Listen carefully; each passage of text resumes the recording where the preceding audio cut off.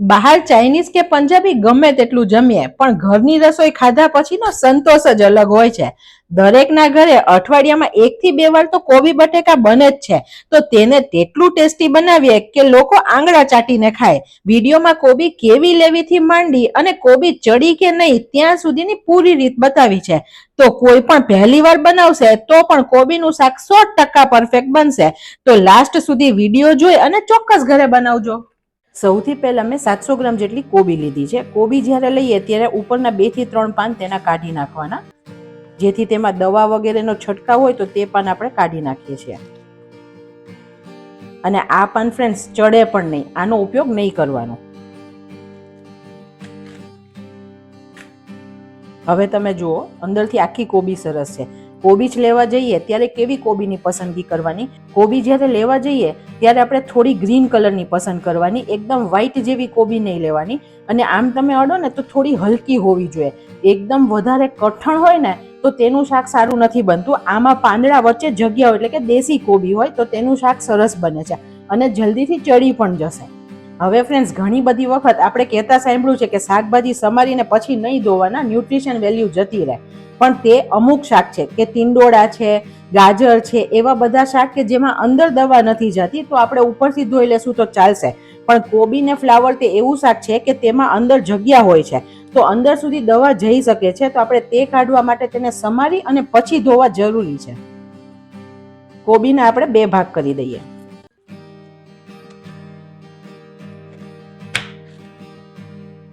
તમે જુઓ મારી કોબી પણ દેશી છે, અંદર કેટલી સરસ પોલી પોલી કોબી છે. આવી કોબી જ હશે ને તો તેનું શાક બહુ સરસ બનશે.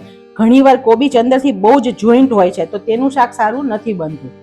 તેના ફરીથી 2 ભાગ કરી લઈએ. આ જે ડંઠલનો ભાગ છે, જે કડક ભાગ છે ને તેનો ઉપયોગ આપણે નથી કરવાનો, કેમ કે આ સારી રીતે ચડતું નથી. કોબી આપણે સમારી લઈએ. એકદમ ઝીણી નહીં અને એકદમ મોટી કોબી નહીં સમારવાની. બહુ વધારે જાડી કોબી સમારીએ તો સરખી ના ચડે અને બહુ ઝીણી હોય તો લોંદો થઈ જશે. તો મીડિયમ સાઈઝની આપણે આવી કોબી સમારીએ છીએ. અમુક શાક બહુ ઝીણા સમારીએ ને તો ગળી જાય અને બહુ જાડા હોય તો સરખા ચડે નહીં અને કાચા સંભારા જેવા લાગે. તો આપણે કટિંગમાં પણ એટલું જ ધ્યાન આપવાનું કે જેથી રસોઈ મસ્ત બને. કોબી સમારતી વખતે પણ જે આવો કડક ભાગ નીકળો તે મેં કાઢી લીધો છે. કોબીજને 2 વખત પાણી નાખી અને ધોઈ લઈએ.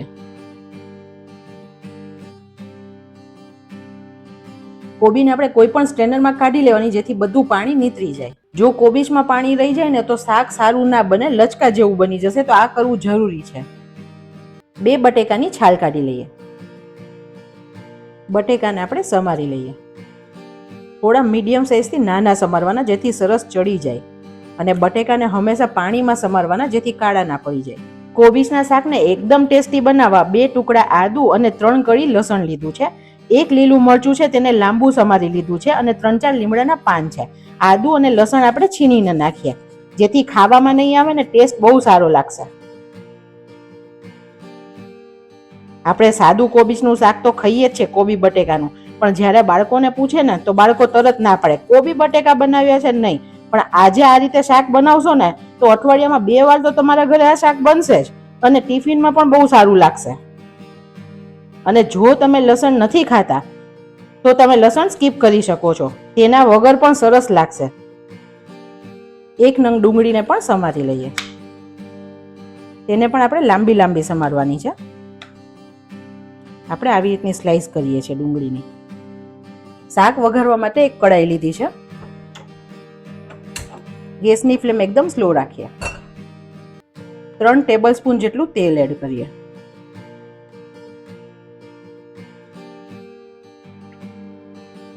તેલ થોડું થાય પછી અડધી ચમચી જેટલી રાઈ એડ કરીએ.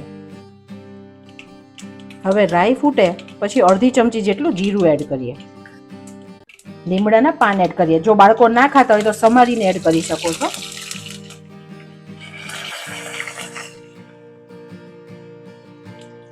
બે પિંચ એટલે કે 1/4 ચમચી જેટલી હિંગ એડ કરીએ. કોબીજ પચવામાં ભારે હોય છે તો હિંગથી સરળતા રહેશે. ડુંગળી એડ કરીએ.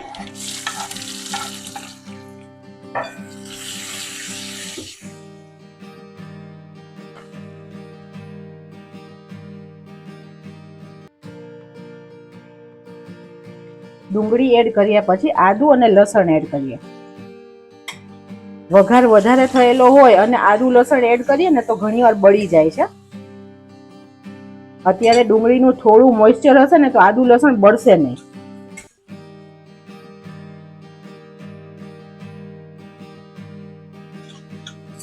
આપણે ડુંગળીને ગોલ્ડન નથી કરવાની, થોડી સોફ્ટ જ કરીએ છીએ.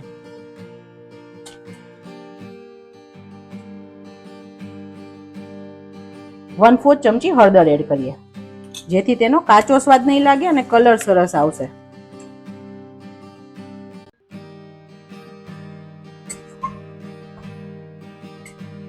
લીલા મરચાની સ્લાઇસ એડ કરીએ. બટેટા આપણે આવી રીતે પાણીમાં નાખીને રાખવાના અને પછી આવી રીતે નિતારીને લેવાના, જેથી થોડું મોઇસ્ચર રહેશે ને તો તેમાં બટેટા સરસ ચડી જશે. બટેટાને આપણે કોરા નિતારીને નથી કરી નાખવાના. આ શાક આપણે પાણી વગર બનાવીએ છીએ.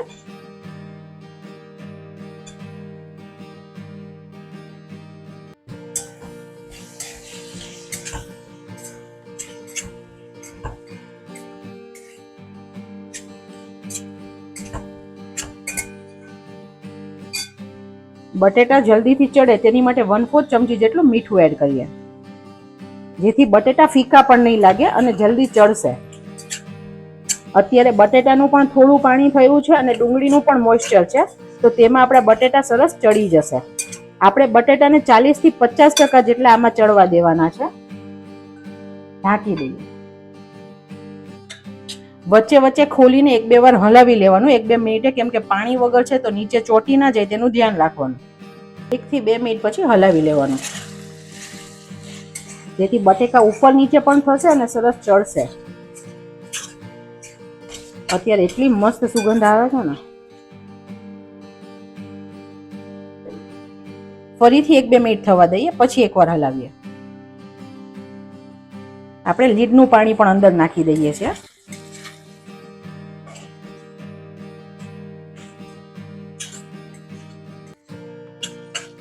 દબાવીને બટેકું જોવાનું કે કેટલું ચડ્યું છે. હજી બટેકું ઘણું કાચું છે, 10-20% જ ચડ્યા છે, તો ચડવા દેવાના. કેમ કે કોબીજ નાખ્યા પછી શાકને થતા વધારે વાર નહીં લાગે અને બટેકા પછી નહીં ચડે, તો બટેકા સરખા 50-60% ચડાવી દેવાના.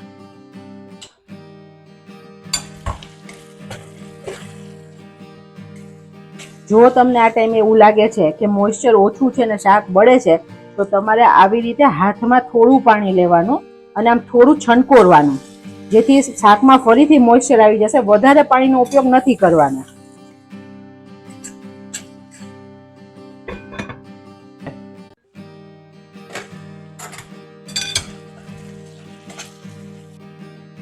હવે બટેટા 50 થી 60% ચડી ગયા છે. કોબીજ એડ કરીએ. અત્યારે કોબી આટલી બધી દેખાય છે, હમણાં શ્રિંક થઈ જશે.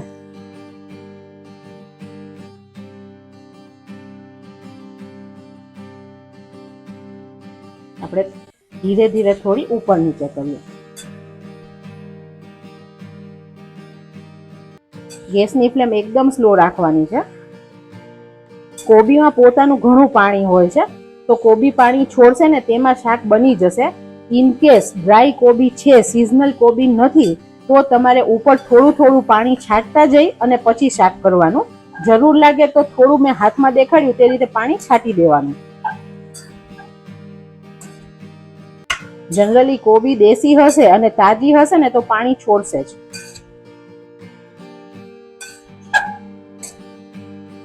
આપણે શાકને એકવાર હલાવ્યા પછી મસાલા કરીએ. 1/4 ચમચી જેટલી હળદર એડ કરીએ,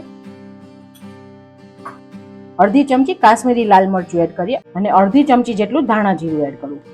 કોબી અત્યારે વધારે દેખાય છે, પાછળથી થોડી શ્રિંક થઈને ઓછી થઈ જશે, તો મીઠું વધારે ના થાય તેના માટે અત્યારે 1/4 ચમચી એડ કરું છું. પાછળથી આપણે ટેસ્ટ કરીને ઉમેરશું. હવે એકવાર બધું મિક્સ કરીએ. અત્યારે જો વધારે મસાલા કરી દઈશું ને તો ઘણીવાર મસાલા બળી જાય, તો સારો કલર દેવા પાછળથી થોડા મસાલા એડ કરવાના.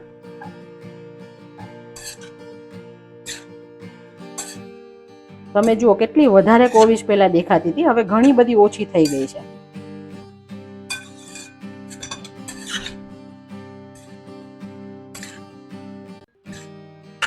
5 મિનિટ માટે ઢાંકીને થવા દઈએ. વચ્ચે એકવાર હલાવશું. હું ખોલી લઉં છું ઢાંકણ ને એકવાર તમને બતાવું. જે લોકો બિગિનર્સ છે એને ખ્યાલ નહીં આવે કે કોબી ક્યારે ચડે. અત્યારે તમે આમ કોબીજને અડશો ને તો જો તૂટતી નથી અને કડક છે, અને મોઢામાં નાખશો ને તો કાચી લાગશે.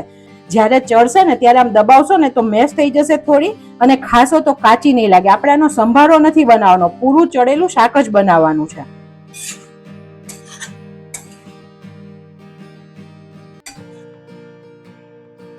ઢાંકીને 2-3 મિનિટ થવા દઈએ. 2-3 મિનિટ પછી ખોલી લઈએ. તમે જુઓ કોબીજે જ કેટલું બધું પાણી છોડી દીધું છે. આ શાક તમે 3 થી 4 લોકો જમી શકો છો. હવે કોબીને ટેસ્ટ કરી લેવાની. બીજા મસાલા કરી દઈએ. અત્યારે 50% જેટલી કોબીજ ચડી ગઈ છે. થોડું મીઠું ઓછું છે તો હું બીજું 1/4 ચમચી જેટલું મીઠું પ્લસ કરું છું. તમે તમારા ટેસ્ટે કરી શકો છો ચાખીને. કોબીના શાકમાં હંમેશા થોડા પ્લસ મસાલા કરવાના, કેમ કે કોબીનો પોતાનો ટેસ્ટ એટલો નથી હોતો તો શાક ફીકું ના બને. બીજું 1/2 ચમચી જેટલું લાલ મરચું એડ કરું છું. 1/2 ચમચી ધાણા જીરું એડ કરું છું. 1/4 ચમચી જેટલો ગરમ મસાલો એડ કરું છું.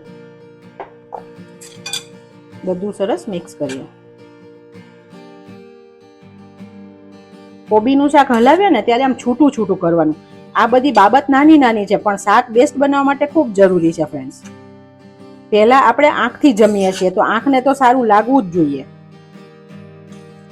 હવે શાકને નહીં ઢાંકવાનું, કેમ કે 50-60% કોબીજ ચડી ગઈ છે. હવે પાણી થતું જશે ને કોબીજ ગળતી જશે, તો આપણે જે પાણી થયું છે ને તે બાળવાનું છે, ને એટલી વારમાં કોબીજ ચડી જશે.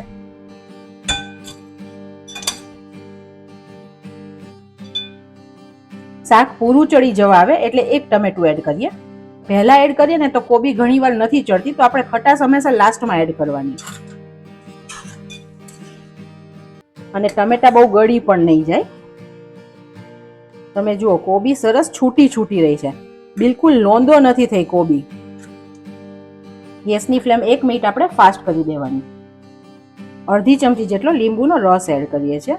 જો તમને ખાંડ ભાવતી હોય તો તમે ચપટી ખાંડ નાખી શકો છો, પણ ડુંગળીવાળા શાકમાં જરૂર હોતી નથી ફ્રેન્ડ્સ. તમે જુઓ સરસ તેલ છૂટું પડી ગયું છે, શાકમાં સરસ સાઈન આવી ગઈ છે. ઉપરથી કોથમીર એડ કરી દઈએ. વાવ ફ્રેન્ડ્સ, એટલું મસ્ત શાક બન્યું છે અને સુગંધ એટલી મસ્ત આવી છે ને. હવે કોઈ કોબીનું શાક ખાવાની ના નહીં પાડે. ગેસની ફ્લેમ આપણે બંધ કરીએ છીએ, કેમ કે આજુબાજુથી પણ તેલ હવે છૂટવા લાગ્યું છે.